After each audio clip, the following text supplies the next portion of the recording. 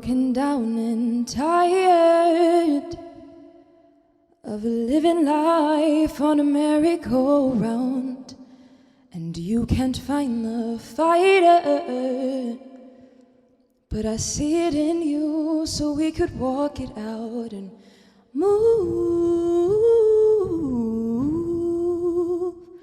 mountains. We could walk it out and move mountains. And I'll rise up, rise like the day. I'll rise up, I'll rise unafraid. I'll rise up, and I'll do it 1,000 times again. And I'll rise up, high like a wave. I'll rise up, in spite of the ache. We'll rise up, and we'll do it 1,000 times again. For you,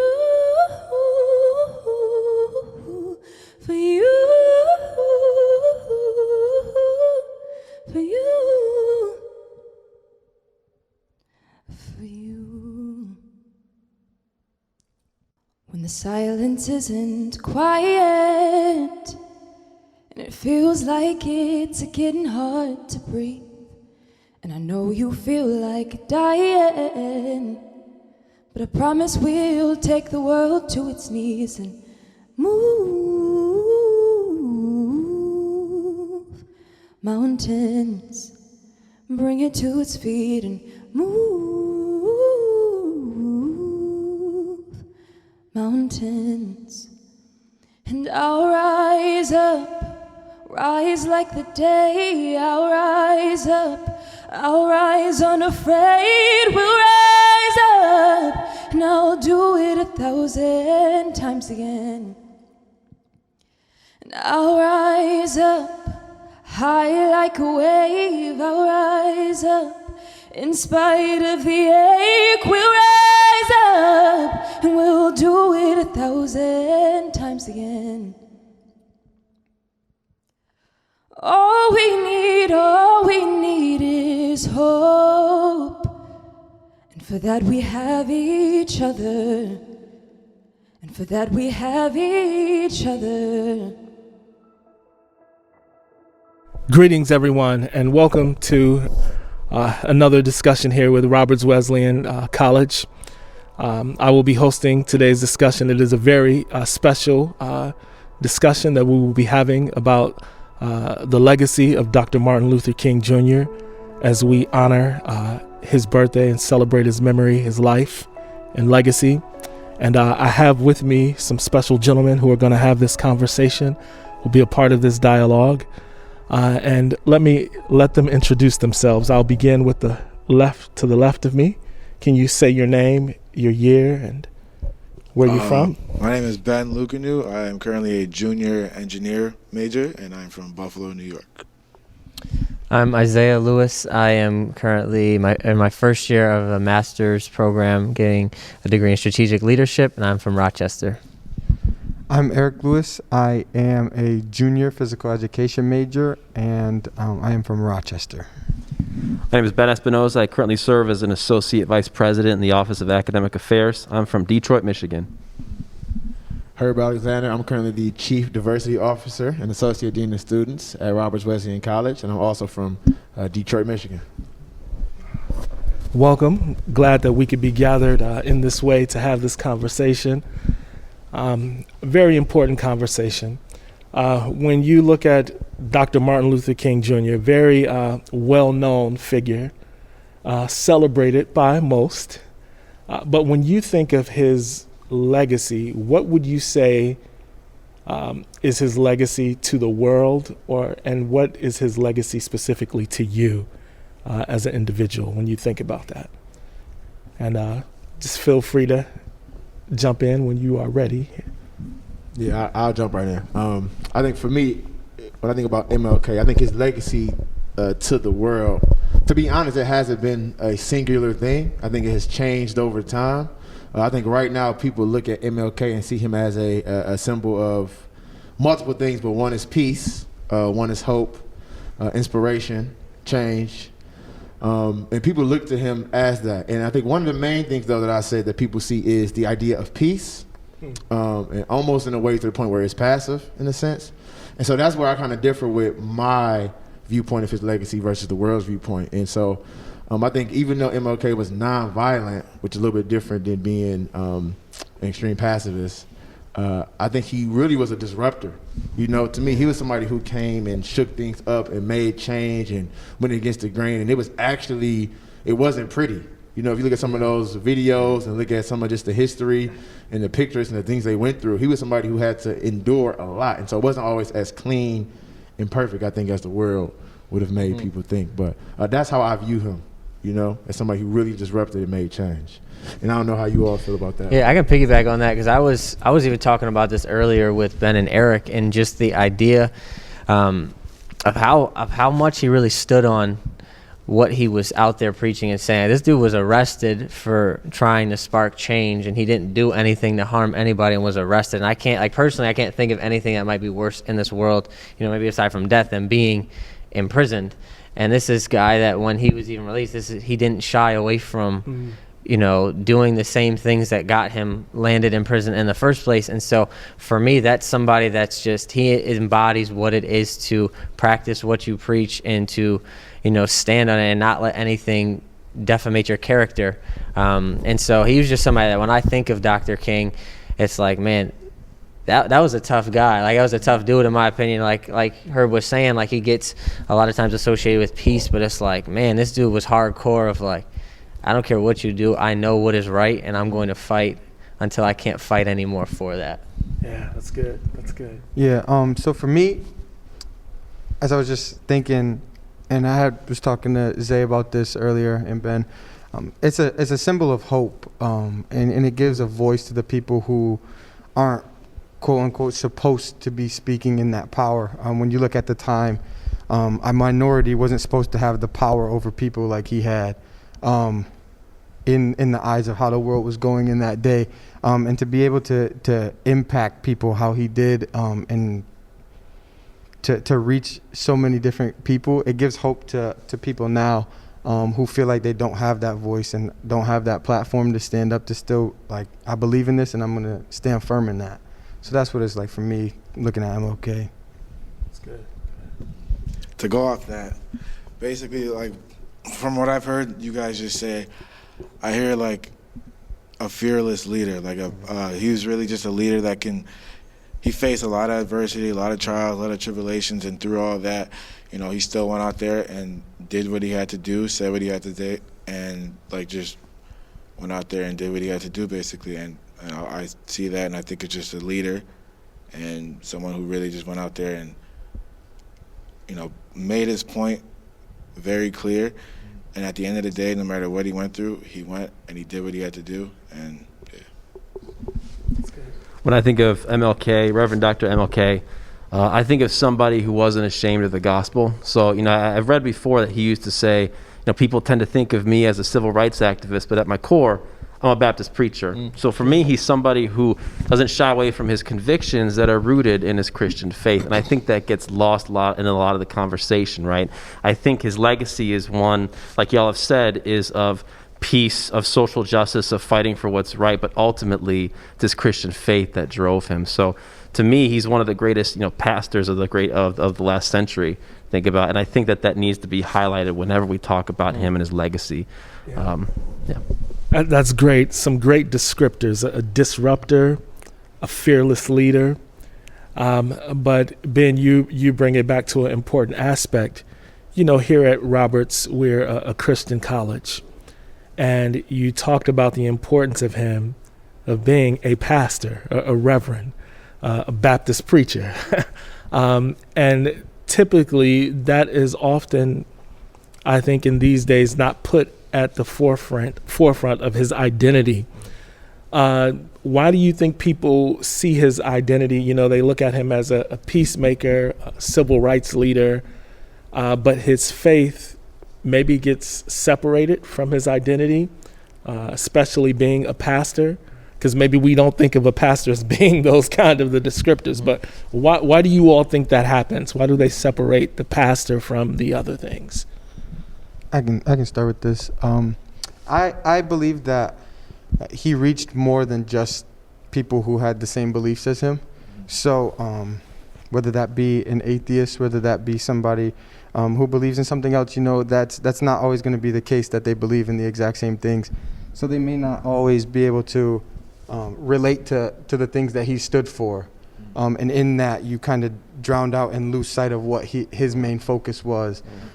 So it wasn't always that he was just only gunning for the minorities that had to be Christians that got equal. It was just minorities in general. And it happened to be that his stand was, as a pastor, I'm going to incorporate my faith into this and what I believe in. And if it reaches people that aren't of my faith, then that's what happens.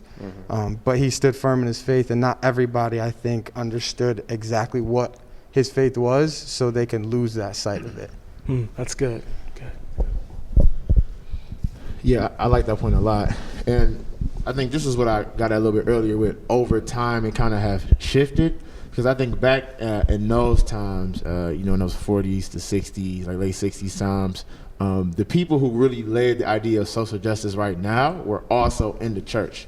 Like that was the forefront of social justice. Yeah. I think over time that has shifted to not be the case right now. And so I think right now the narrative we hear is from people who may not have an affiliation with the church or understand that background and how that kind of really inspired social justice. And so I think we categorize it as MLK, the disruptor, the fearless leader, and then it's MLK, the pastor. We kind of separate those two, which if you really do a good job of looking at his entire history, it's a blended mix of things, And I think you also said it earlier, people don't associate those things that we mentioned, disruptor, fearless leader, manic character maybe, but they don't associate those things with a pastor necessarily all the time, right? Yeah. And so they separate the two because of that as well. And so, I think that's where we've lended to see kind of like that separation between MLK, the man of social justice and justice initiatives, and MLK, the pastor, preacher of Christian faith. Yeah, that's good. All right, any more? All right. So that brings up another interesting question in my mind. When you, Eric, you mentioned that even though he was a pastor, it seemed as if his primary motivation was out of a love for humanity. And there seemed to be less emphasis on, well, his love wasn't measured out like, I won't love you if you believe the same thing. But he saw himself, and I think in his own words, as a drum major for justice, a champion for justice. What would you say about love, what you learn about love from the life of Dr. King? What do you learn about love from the life of Dr. King? Yeah, I think that it was evident in just his existence and what he stood for. You look at, I think there's videos where you guys said that it was nasty, it was ugly, it wasn't always pretty, but just the calm composure that he had throughout the time, and he never like lashed out in violence. It was always just, I can describe it as just love. You look at how he just maneuvered through the whole thing, and that's just a word that keeps coming back, and is calm and is love. And I think that is still true today. And it impacts today. Like looking back, if I look and compare how he acted today into this past summer and how I were to act in that, I think I would want to act very much so in love how he did, where I'm not always persecuting my enemies and I think, oh, you did me wrong, so now I have to get back at you. It's like, okay, I'm going to kill you with love, and that's how I'm going to change your heart. And I think that's what he had, and that's why he was so impactful on the people. That's my thought on that. If I can piggyback on that too, I think if we're being honest, like in recent times, it's hard to not be angry towards white people. Like, and I'm saying this as somebody that my mom is white, you know, but it's hard when you see there's things that are going on in our world to not have resentment and anger towards an entire race because you see how poorly a different race has been mistreated by them. And when I think, you know, back to Dr. King, he was somebody that obviously I never spoke to him or anything, but I would imagine if I ever asked him or somebody were to ask him, what do you hate most? He would never say people, would be the actions, right? And so it's like hating the action that somebody does, but I don't hate that person. And I think there's two ways we can kind of go about, and being minorities, addressing, you know, what has happened to us as minorities throughout the course of time. And it can be, you know, like even in response to the Capitol building, in that incident, it's like, why were they not treated the same way that Black Lives Matter protesters got treated? They should be shot down with tear gas, and they should be, or no, how about Black Lives Matter protesters shouldn't be treated the way they should? They could be treated in the same way that other protesters were, right? And so where we're not wishing that harm on somebody else, but instead wishing to be treated that same way, which is what I think Dr. King was all about. And I'm not wishing bad upon you. I just want to be treated equally and in the same way, which I think is loving, as opposed to having that vengeful type of mindset of, well, I'm going to show you what it's like, and I'm going to treat you that way, because that's not what he wanted. Yeah, that's good. Good. Yeah, I would say, man, that was a great point. And I love just the honesty with what you just said. You know, it's hard not to do that. And because I think you asked the love, like what could we learn from his love? And right now I think about loving our enemies, and I think about the context of enemies right now. Like in my world today, it might be somebody at work who always tripping at the job. You know what I'm saying? At Roberts? It might be my enemy, right? Or it might be the other team, might be the other opponent. But that was in that time for him to be going outside and having dogs sicked on you, getting, you know, drummed down with fire hoses, and to be beat, have your church bombed and your family threatened, and to get through that and to still love those people in that way. That's just like, man, that's a man of character, like we talked about. That's fearless to still do that, to love that way in the midst of all that. And I mean, that's the tall order. I'm not saying everybody can do it, and I struggle every day. But yeah, I learned, like, man, you really, and it works. You know, it didn't work fully, but it got us somewhere. So that's a lesson, I think, in that, is to love strong, even through those times. And even with people who you might not necessarily want to love, like Isaiah was getting at. Yeah. I just think it's so difficult, right? Because one of the things when I look at Reverend Dr. Martin Luther King's legacy, you know, it's not only a love for the oppressed, but it's love for the oppressor. And that's some sort of higher ethic that can only come from the gospel, essentially, right? You know, I don't see other sources that are saying that you need to have love for both the oppressed and the oppressor. And it's so difficult to do, like we've all said here, but at the same time, I think it's what we're called to do, right? Yeah. Also, I would just say, like, you know, with love, there's sacrifice with love. And so I feel like Dr. Martin Luther King, although, you know, he put a lot on the line. He sacrificed his reputation, his body, all that, other people's bodies and stuff. So I feel like with that sacrificial, you know, element, that like really showed how much he really loved and how he loved, because he sacrificed so much. Yeah, powerful stuff. Herb, this goes back to something you said earlier in our conversation. This love. Sometimes how we talk about love makes it sound wimpy, but when I think of Dr. King, this is not a wimpy guy, right? Or those folks who were in the civil rights movement with them, they were all marching, and this took a lot of discipline, a lot of soul searching. You know, I think about these trainings that they would have, where they would meet in local churches or organizations that would let them meet, and people would yell at them and scream at them and saying, you can't retaliate, you know, that they had to work and grow on how you can display that kind of love, because in one sense, they're loving the oppressor, but they are being defiant in a way too, of saying, look, we're going to love you, but we're not going to lay down and let you mistreat us. You know, we're standing up. And there's something about that, I think about that kind of love that is a defiant love, it's, I feel like passive isn't the right word, as you were getting at. It's more of this active that I'm not going to lay down. Can you, I don't know if you get what I'm trying to say here, but can you all talk about that a little bit? Yeah, for sure. It really, I think people do the same thing that they do when they look at and romanticize Jesus. They do the same thing with MLK.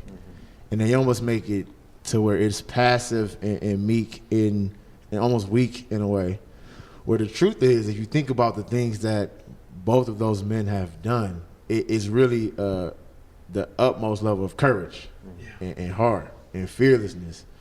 Because I think about even stories, like when they wanted, they asked Jesus, what should we do with the adults right here? Typically we stone her, right? And you got tons of pressure from society and the culture and even people around you. And he took time, stepped back and wrote in the sand and said, well, ye without saying cast the first stone. And so when you think about that, that takes courage to do something different than what people are expecting you to do. And so I think about that, same thing with MLK. I mean, honestly, we think of fearless, I think, at least even for me, I think of fearless, I think of Malcolm X immediately, because he met force with force equally. Sometimes it was violent, and I think of that as fearless. But if I really think about it, fearless goes to that same thing with MLK, to not do that, maybe even more so. And that's not passive, that's not weak. You know, that's actually very strong. But it's easy to mix the two. And I don't know how y'all feel about that, but I think that's been a thing I've been seeing. No, that's a good point. I think we live in a society where things can't coexist with each other. Like you pointed out, Malcolm X and Martin Luther King. A lot of times I get a feeling that people are like, well, you got to take a side. Either Martin's right or Malcolm is right. And it's like they both were fighting for the same thing, right? And they were going about it in different ways. And in reality, Ecclesiastes talks about there's a time for different things. There's a time for love. There's a time for, there's a time to mourn. There's a time to rejoice in different things. And so I'm not one to say when it's the right time to do everything. That's not what I'm saying. But there is a time for different things. And I think when we talk about that passiveness, one of the things that comes to mind for me was the Montgomery bus boycott. And it's like, that was something that had no violence in it at all. But you look at the result and what was gained from that, there's 381 days where their system was disrupted and money was disrupted in Montgomery, Alabama. And there was a Supreme Court ruling that it was unconstitutional for you to segregate a public bus system. It's like that did not take violence. It could have. There, like you said, there was times where Malcolm, sometimes it got violent. And I'm not here to say that we need to be violent at times where we don't need to, but it just goes to show where it doesn't always take that brute force in order to gain results. And that's one of the things I think that it can be so easy, again, like I was saying earlier, that you got to pick a side. Either you got to be violent or you got to be nonviolent. And you can't be, and it's like, well, the reality is for both of those men that we talked about, Malcolm X and Martin Luther King, both of them had the same envision of being treated as equals. They went about it in different ways at times, but there was absolutely, like Herb said, nothing that was soft, I guess you could say, about Martin Luther King and the way that he went about things. Yeah. It's good. Any others in that? Man, so much here, so many different things I'm thinking about here. But I'm thinking about that resistance. One of the things that Dr. King said, he gave this quote, and I'll give you some time to think about it, and then you let me know what you think. But he said, this was his words, if we have a duty from God to obey just laws, then we also have a duty from God to disobey unjust laws, but be willing to suffer for it. That's a quote that's always marked me because I think he demonstrated that in his marches, and the protests that, hey, we're going to stand up for the right thing. And if we die, if we get thrown into jail, we're willing to put our lives on the line for the right thing. What does that quote speak to you all about? I can start this one off. The first thing that came to my mind was understanding why he would say something like that. And I think a lot of times, I know, especially for me today, I can say, oh, this is unjust. But if you look at it, is it unjust because you feel is it unjust, or is it actually unjust? Yeah, yeah. And I think that a lot of times today we say things are unjust because it's unfair to us, or it's not actually unjust, and they're not actually taking away your right in this. And the first thing that comes to mind was in this whole COVID thing. When we talk about some of the churches, you have a dilemma where, okay, do we still go to church even when they're telling us not to go to church, or can we? And I looked at that, and personally for me, I believe that they didn't hinder your faith at all right there in that moment. Yeah. And so are they really taking away your right to be a Christian and have faith? You still have the resources that are available. So is that unjust? But the argument is that they're taking away my right to gather in a church and to build that community. And I think a lot of times we do look at ourselves, and though we may be butthurt about something because we want to meet, and I like seeing Herb and Isaiah and Ben here, and I like coming in every Sunday, and that's what really fires me up. But are you really having your rights like stripped from you in that moment? Yeah. And I think and Dr. King I think was getting at is like, you got to hear that from God telling you, okay, this is unjust. Now we're gonna stand for what's right, and we're gonna go against that. And I think that's the first thing that came to my mind. Excuse me, was just in that COVID thing. I think a lot of times in this world we don't know really what is just and what is unjust without taking the time to think about that. That's good. Being clear on what is just, what is unjust versus what I don't like or like. For me, it's such a tension, right? So, Peter says we must obey God rather than man, right? Yeah. And Paul says you got to submit to governing authorities. Now, in that context, he's talking about submitting to an authority that wants to kill Christians, the Emperor Nero, right? So to me, it's a tension between obeying government but also following Jesus, even though it might lead us to some uncomfortable places, right? So Yes. when you give me that quote, Pastor G, it's like, yes, he's saying we need to obey government, but we need to disobey, and we can suffer the consequences too. But to me, that's such a powerful witness because it goes back to what Jesus did for us. Led like a lamb to the slaughter. Still doing it willingly, laying down his life for his friends, for the world. So to me, you got to hold those two in tension, but at the same time, your commitment to follow God, wherever he may lead you, wherever he may lead you, that may lead you to disobeying certain laws. I think that's our call at times. Yeah, good stuff. Yeah, and when I hear that too, I almost think, I look at the stark differences between MLK's time and our time right now. And I think about the unjust laws. I wasn't there, but I assume, and just from what I know, we're very clear what was unjust in that time, right? The fact that we couldn't drink out of the same water fountain and sit in the same restaurants and get the same type of jobs, and we were in separate schools, all those things, at least in my mind, I think in many people's mind now, clearly unjust. Yeah. I think right now in our time in 2020, 2021, it's not as clear what's unjust. And so I think it's up to people like us who care about equity and inclusion, diversity, and those type of things. We need to figure out what is unjust right now and know that. And I think that's what happened over this past summer in 2020 is people started realizing, wait, this isn't right. These things that are happening aren't right. And a lot of things that were in the dark came to the light. And so people disobeyed because of that. It just took a while, and I think now we have this momentum in a way, and if we do it the right way, I think we need to be clear, find out what is unjust, what's going on in our system, because they're not as blatant anymore. Yeah. It's not as blatant anymore. Yeah. Things like redlining and gentrification, like we got to do our homework on that and do what he said. Yeah. Disobey these unjust laws, and so I'm in complete agreement with that quote, and I love that. It's just now we need to find out what's really unjust, kind of like Eric was saying with that. Yeah. I think I agree, with that quote, and I think that's a really interesting one. I think back to the story in the Bible about Shadrach, Meshach, and Abednego.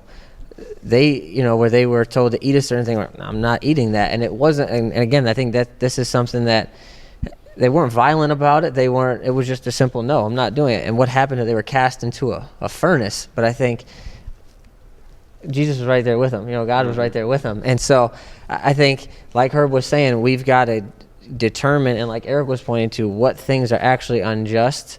And then no, it's not as easy as just pointing it out. And now that we know this is unjust, everybody's going to agree. There's still going to be that resistance, and there's still going to be those people that, what? No, it's been that way for years. We can't go about it. And so it's a process, and it's not something that is an easy process ever. And it's not something that I'm saying, oh, once we just figure that out, or like Herb saying, once we figure it out, everything will be good. It's still a process. That's the reason why, Dr. Martin Luther King's efforts are still being pushed forward today in society. And I think of him as like just such a spark and an agent of change, where it's like that guy's legacy. Herb and I were talking yesterday about the difference between like history and legacy, where it's like his legacy is still being added to because of what he started. And it wasn't just him, but he was a huge agent for that change of what he started a long time ago. And so my point being in that is, even when things are unjust and you stand up against them, it's going to take time in order for that to kind of be pushed away and to become something that most people can see as unjust. And so, but I think we do have a confidence and a hope, like Dr. King preached about a lot of times, in Jesus Christ, and knowing that he's right there with us through it all. So yeah, powerful. So, man, so many things I want to throw out here, but I think now, as we bring this to the context of Roberts Wesleyan College, we're taking some time to talk about Dr. King, his legacy, our thoughts about him. Why is it important for our college to celebrate Dr. King, especially in the times in which we live, right? I mean, that's all we can do is the time we live. But thinking about what's happening in our culture, the various voices, the intense feelings and emotion, cancel culture, a lot of screaming, but no one listening. What can Dr. King represent for the Roberts community that we need at this time? I'll start this one off. So, we look at Roberts, and Roberts is a primarily white college, we could say, and so there's just a lot of things that I feel like a lot of people don't know about, maybe because they weren't taught, or they just they didn't learn it, whatever the case may be.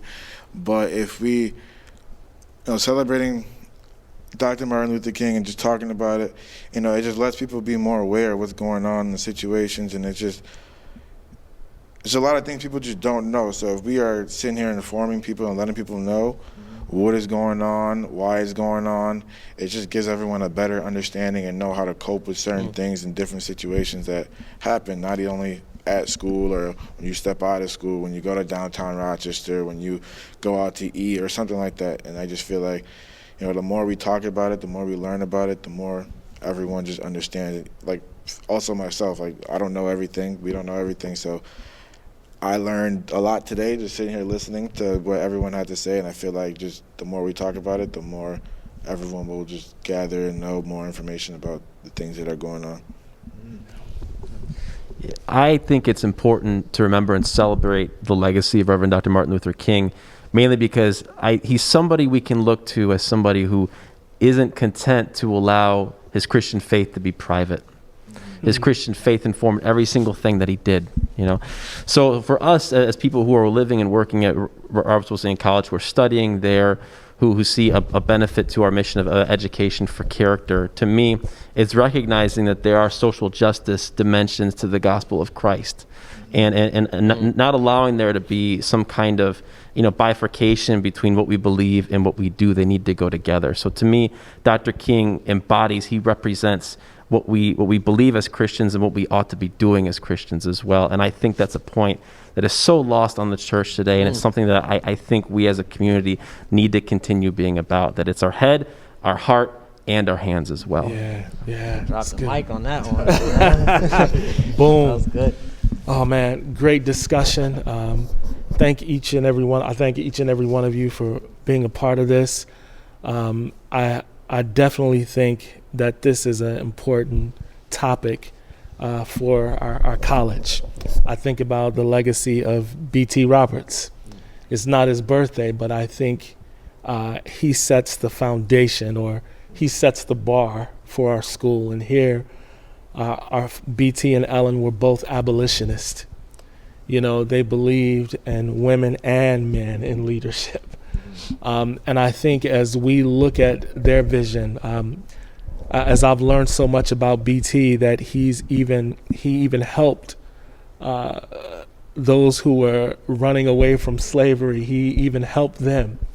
And so I think that's an important part for us to remember our legacy, because your beginning is a good way to how you should end, or you want to carry the torch in the right way. And so I think it's important for us as a college, as individuals of this school, to remember the legacy, not that we're just here to learn, or we don't want to think about how much money we're going to make, but we want to think about the type of people we're going to become. How are we going to make an impact loving God and loving others? And I think Dr. King's legacy gives us a good example to follow.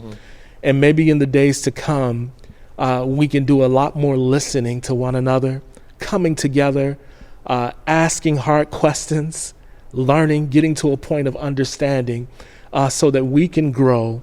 And when it comes to our time to leave this college, we leave as men and women who carry that legacy, and we make a mark in history. Thank you all, and we'll see you soon. I've been walking with my face turned to the sun,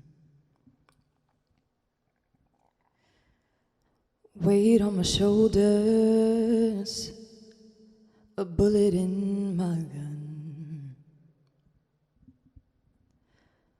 Oh, I got eyes in the back of my head, just in case I have to run.